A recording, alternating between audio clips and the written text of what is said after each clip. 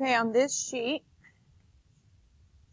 I don't want you to do problem number 2, so go ahead and cross out problem number 2. We're not going to worry about that one. Okay, A and B. Number 2, A, B. We're going to do the rest of them. We're going to do problem 1, 3, 4, 5, and 6. And I'm going to help you start on 1, 3, and 4.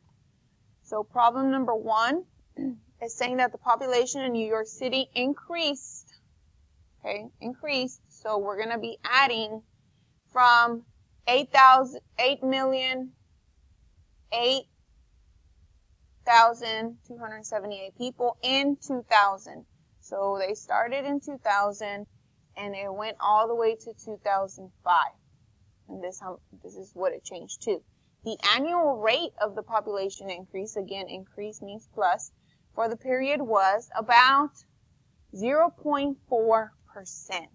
So we have to change 0.4% to a decimal, even though there's already a decimal there. It still says percent, so you have to change it. So we're going to move this over to the left 2 times.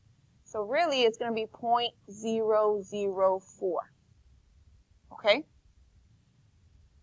So again, we started with the number 8,008,278. So it's going to be, where it says write an equation, we're going to start with y equals 8,008,278. Parentheses, 1 plus, because it's increasing by this rate, 0.004 to the power of x or t. Okay? That's the equation that we would put in y equals second graph. Because I want to go look at the table. Now remember, we started in 2000. It says that it started in 2000. And we want to use this equation to predict the population of New York City in 2015. That means when I go to 15 years, what is my new population? So that's how you're going to answer letter B. You're going to put this equation in y equals, second graph, go look at 15. That's your answer. Problem number 3.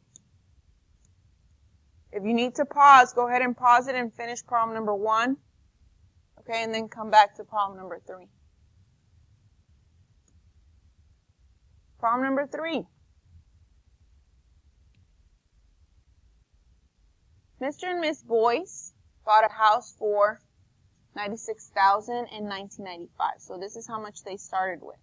The real estate broker indicated that the house in their area were appreciating, that means increasing in prices, at an average annual rate of 7%. I have to change 7% to a decimal, right? So we move it to the left, starting here. So that's 0.07.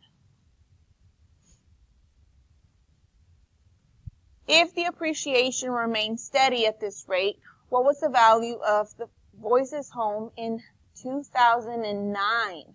How many years is it from 1995 to 2009? How many years is it from 1995 to 2009? And if you don't know it, you need to subtract 2009 minus 1995. Okay? That's 14 years. So in 14 years, how much does the house cost now?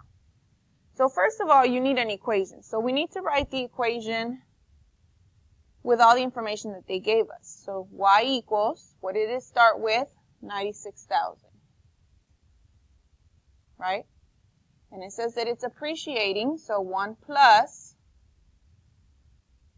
7%, which is 0.07 to the power of x. You're going to use that equation. You're going to put it in y equals second graph.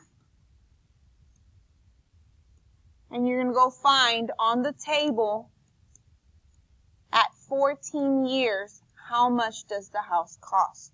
That's going to be the answer for problem number 3. Okay? And then problem number 4, I'm going to help you start it out again.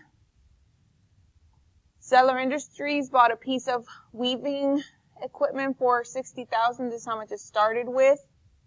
It is expected to depreciate. Depreciate means go down, so it's minus at an average rate of 10% per year.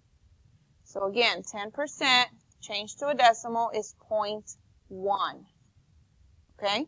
0.1. So first you're going to write an equation, and then you're going to find the value of the piece of equipment after 6 years. So go ahead and write the equation, how much you started with, 60,000, 1, and it's minus, depreciating is going down, it's a decay, 0.1, because that's the percent to the power of x.